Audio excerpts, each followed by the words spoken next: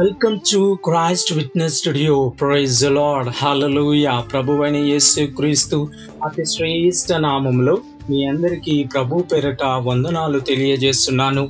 నేటి వీడియోలో మరో అద్భుతమైన మిషనరీ బయోగ్రఫీతో మీ ముందుకు వచ్చాం. డియర్ ఫ్రెండ్స్, దేవుడు తన పని చేయడానికి మనుషుల్ని ఎన్నుకోవాల్సి వస్తే లోకములో ఉన్న గొప్పవారి కోసం అస్సలు చూడడు. దానికి వ్యతిరేకంగా చాలా సాధారణమైన వారిని, బలహీనుల్ని ఎన్నుకుంటాడు. అందుకే బైబిల్లో ఇలా ఉంటుంది: దేవుడు బలవంతులైన వారిని సిగ్గుపరుచుటకు లోకములో బలహీనులైన వారినే ఏర్పరిచి ఉన్నాడు. సరిగ్గా ఇలానే దేవుడు భారతదేశంలోని తమిళనాడు బోండో ప్రజలకు స్వార్థ చెప్పి ఒక సమూహం మొత్తాన్ని రక్షించడానికి ఆయన ఒక స్త్రీని ఎన్నుకున్నాడు. ఒక స్త్రీ అయి ఉండి ఎందరో చేయలేకపోయిన సాహసాలు చేసి దేవుని ప్రేమను ఆ గిరిజన జాతి ప్రజలకు తెలియజేసి వారిని యేసుక్రీస్తు యొక్క వెలుతురులో నడిపించింది. ఆ యోధురాలే doctor Iris Paul.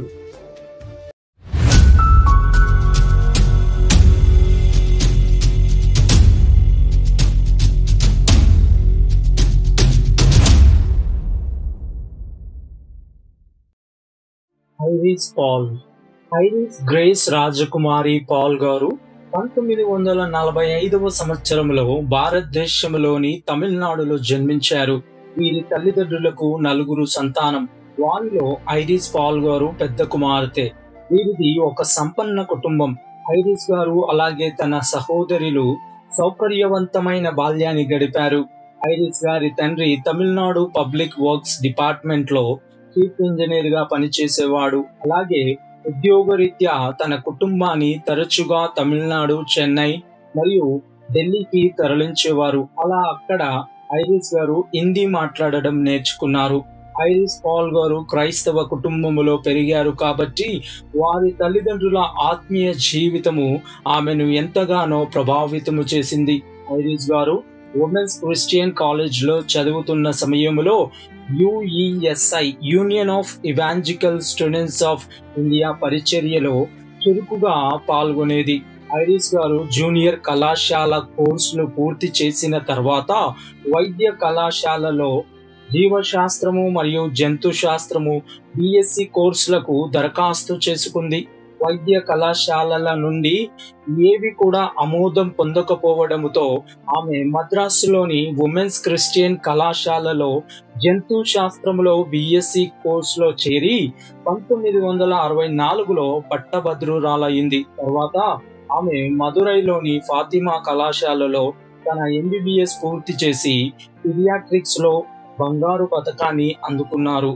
Iris Paul గారు తన MBBS డిగ్రీ పూర్తి చేసిన వెంటనే హౌస్ సర్జన్ గా పనిచేసింది. తర్వాత ఆమె ఆల్బర్ట్ షవైట్జర్ జీవిత చరిత్రను చదివిన తర్వాత ఆమె మొదట్లో ఆఫ్రికాలో మిషనరీ పని చేయడానికి ప్రేరణ పొందింది. కానీ భారతదేశంలోని మురికి వాడలో నివసించే వారి పేదరికాన్ని మరియు అది ఆమె ప్రత్యేక జీవితానికి ఎలా భిన్నంగా ఉందో గుర్తించిన తర్వాత ఆమె భారతదేశంలో వైద్య మరియు మతపరమైన మిషనరీ పనిపై దృష్టి సారించింది.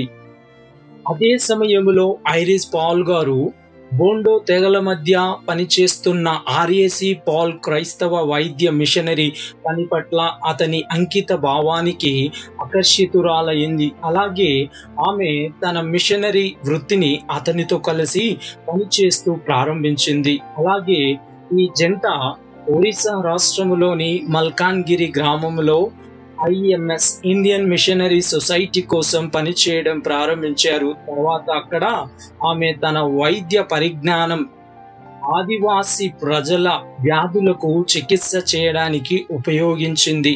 ఇది ఇలా ఉండగా 1972 జనవరి 25న చెన్నైలోని ఇమాన్యుయల్ మెథడిస్ట్ చర్చ్ లో RAC పాల్ మరియు ఐరిస్ పాల్ గారు వివాహము చేసుకున్నారు. తర్వాతి కాలంలో ఈ దంపతులకు రెమో పాల్ మరియు మనోపాల్ అనే 2 పిల్లలు ఉన్నారు.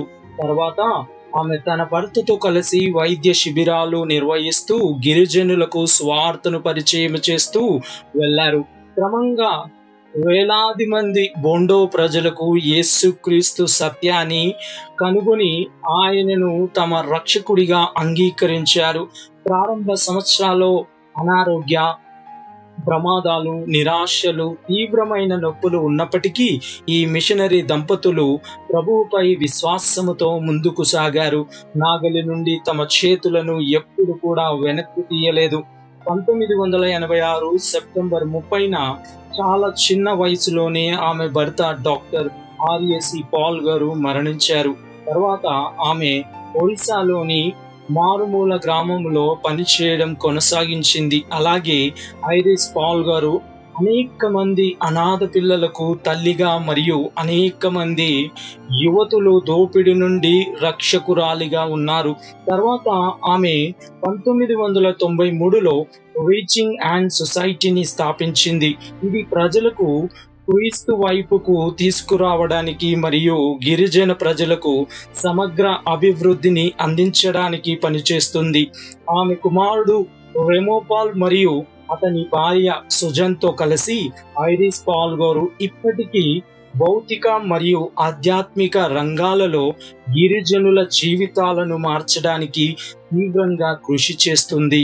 డియర్ ఫ్రెండ్స్, ఐరిస్ పాల్ గారు 1986లో విశ్వవిద్యాలయంలోని కాలేజ్ ఆఫ్ చెస్ట్ ఫిజిషియన్స్ లో క్షయవ్యాధిపై చేసిన పరిశోధనలకు ఫెలో అయ్యారు.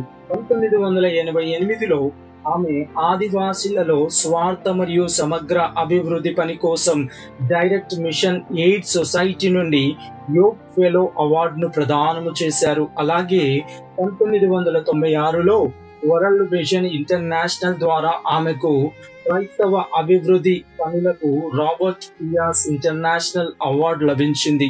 ఫ్రెండ్స్, ఐరిస్ పాల్ గారు తన పని గురించి ఇలా అన్నారు: వైద్యం నా జీవితం, అది పనిలా అనిపించదు. నేను చేయాలనుకునే వేరే ఏమీ నాకు గుర్తులేదు. ప్రజలు కొన్ని సమయాల్లో ఫోన్ చేసినప్పుడు అది నన్ను బాధించదు. నేను పని పూర్తి చేసే వరకు అక్కడే ఉంటాను అన్నారు. ఆమేన్. చూసారా ఫ్రెండ్స్, ఐరిస్ పాల్ గారిది ఎంత గొప్ప సాక్ష్యమో కదా. అతి సేవా భారము దేవుడు మనందరికీ అనుగ్రహించునుగాక. నిత్యము యేసుక్రీస్తు నామానికే మహిమ కలుగునుగాక. ఆమేన్. మేము మా ఛానల్లో అందించిన ఇతర వీడియోలను కూడా చూసి లైక్ చేసి మీ మిత్రులకు, శ్రేయోభిలాషులకు షేర్ చేయండి. అలాగే ఈ వీడియో మీకు నచ్చినట్లయితే ఈ వీడియోపై మీ కామెంట్ను, అభిప్రాయంను పోస్ట్ చేయండి. ఇప్పటి వరకు మా ఛానల్ను సబ్స్క్రైబ్ చేయకుంటే వెంటనే సబ్స్క్రైబ్ చేసి కొత్త వీడియోల నోటిఫికేషన్స్ కోసం సబ్స్క్రైబ్ బటన్ ప్రక్కన ఉన్న బెల్ ఐకాన్ను క్లిక్ చేయండి. అందరికీ వందనాలు. Thank you. Praise the lord. God bless you all. Amen.